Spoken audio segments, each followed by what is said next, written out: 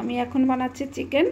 চিকেনটাই আমি ম্যারিনেট করে 2 ঘন্টার মতো রেখে দিয়েছিলাম। তারপরে পেঁয়াজ রসুন সব পেস্ট করে নিয়েছি। আর কিছু পেঁয়াজ ছিল যেটা কুচো কুচো করে ওটা তেলে ফ্রাই করেছি। আর ফোড়নে দিয়েছি জিরা আর দারচিনি আর তেজপাতা, এগুলো আর শুকনো লঙ্কা। এই ফোড়নে দিয়ে তেল দিয়ে বেশি করে পরিমাণে তেল দিয়েছি, যতটা পরিমাণ দরকার ততটা দিয়ে তারপরে এটাকে ভালো করে কষিয়েছি। মশলাটাকে কষিয়ে তারপরে দিয়েছি একটু টমেটো পেস্ট, যেটা আমি নিজের হাতে করেছি মিক্সার মেশিনে, সেটা দিয়েছি। দিয়ে সেটাকে ভালো করে মানে নাড়িয়েছি একদম, যাতে কাঁচা ভাব না থাকে সেইভাবে করে। তারপরে যখন একদম লাল লাল হয়ে গেছে তখন আমি এই মাংসটাকে ঢেলে এখন নাড়াচাড়া করে দিচ্ছি, কারণ এটা একদম কম আঁচে আছে। এই যে কম ফ্লেমে আছে, কারণ দই দেওয়া আছে। দইয়ের পরে তার উপরে আছে একটু টমেটো। তো টমেটোটা আগে ভালো করে সেজন্য ভেজে নিয়েছি, তা না হলে দইটা ফেটে যাবে। আর কখনোই দই দেওয়ার পরে বেশি জোরে জাল দিতে নেই, তাহলে দইটা ফেটে যাবে। এই যে এবারে বেশ ভালো করে কষাতে হবে, ধীরে ধীরে করে কষাবো। কষিয়ে তারপরে যখন তেলটা ছাড়বে তখন আমি এটার ভিতরে গরম জল দেব, বুঝেছ? আর জানো, লঙ্কা এর ভিতরে একদম গুঁড়ো লাল লঙ্কা নেই, এটায় একটু কাশ্মীরি লঙ্কা দিয়েছি। আর দিয়েছি ওই পেস্ট করার সময় পেঁয়াজটাকে একটু পেস্ট করেছি, রসুনটাকে পেস্ট করেছি, তার ভিতরে দিয়ে দিয়েছিলাম কাঁচা লঙ্কার টেস্ট এই সময় খুব দারুণ হয়। তো সেই জন্য আমি মাংস বানালে একটু কাঁচা লঙ্কাই দিই, বুঝেছ? কাঁচা লঙ্কায় বেশ ভালো হয় টেস্ট। তোমরাও বানিয়ে দেখতে পারো, কি বলো? এখন কিন্তু একটু বাড়িয়ে দিয়েছি, আস্তে আস্তে বাড়িয়ে দেবো। এই দেখো হচ্ছে তো, এখন একটু ঢাকা দিয়ে দেবো। ঢাকা দিয়ে দিলে তাড়াতাড়ি এটা সেদ্ধ হবে, আর জলটা মানে যে তেলটা সেটাও ভেসে আসবে।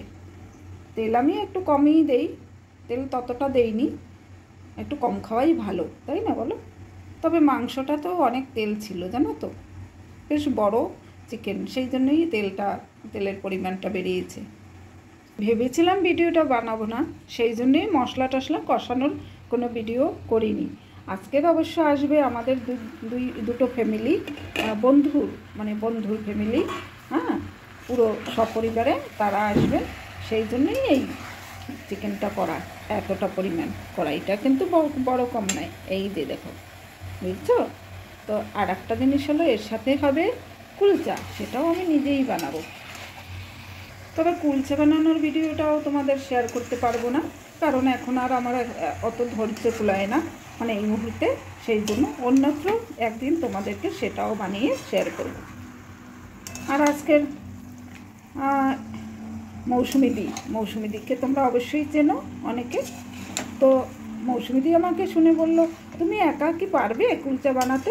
আমি বললাম হ্যাঁ পারবো, কারণ ওরা এমনি সময় আমাকে হেল্প করে, কিন্তু আজকের শীতের বেলা তো সবারই খেয়ে দিয়ে একটু মন চায় একটু শুতে, বা ঘরের কাজ থাকে শনিবার, তাই বললাম যে আমি করে নেব।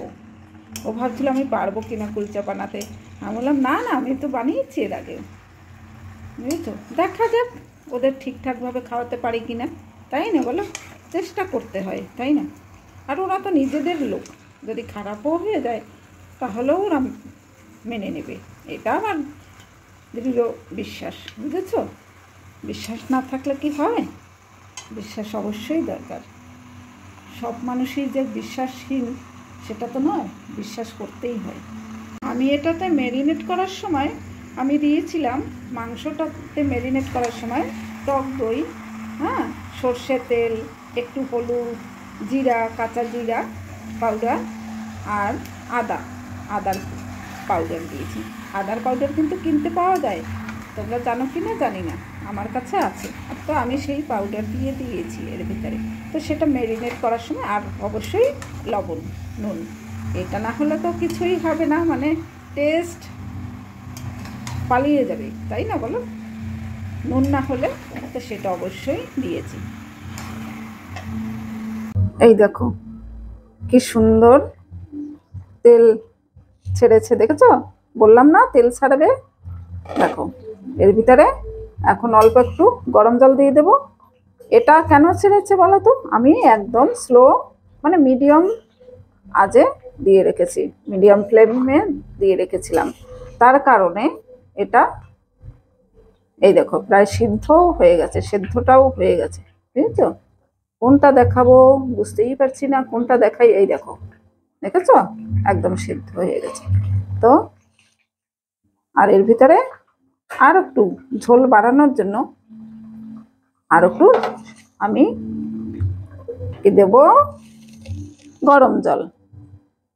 আর এর ভিতরে কি দেবো জানো? এই যে এলাচ দানা, এটা এই যে দিয়ে দিলাম দুটো। আর দেব এই যে এখানে দেখেছো জিরা আর দারচিনি। হ্যাঁ, এটা আমি হালকা ভেজে নিয়েছি, গরম তেলে ভেজে উঠিয়ে নিয়েছি।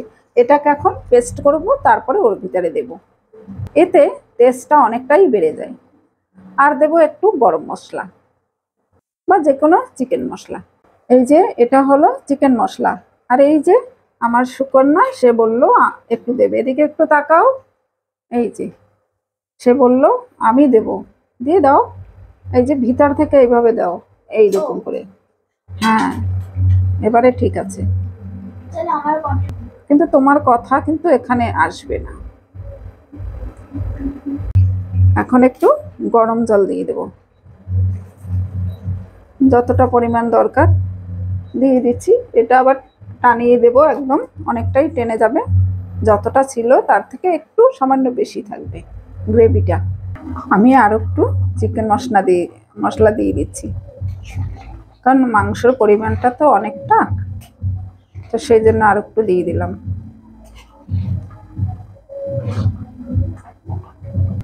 এই দেখো কড়াইটা কিন্তু বেশ বড়। এই দেখো এটাও ছোট পড়ে যাচ্ছে, বুঝলে? এই যে ছোট পড়ে গেছে।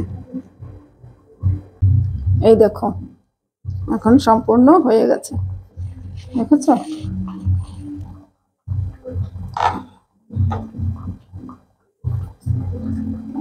রংটা বোঝা যাচ্ছে না, আমার এখানে লাইটটা একটু কম আছে, ঠিক আছে? রংটা খারাপ আসেনি, কিন্তু বোঝা যাচ্ছে না। যাই হোক, এই যে এটাকে পেস্ট করলাম, এটা দিয়ে দিলাম। এভাবে দিলে এর একটা স্মেল অন্যরকম একটা বের হয়, বেশ ভালোই লাগে।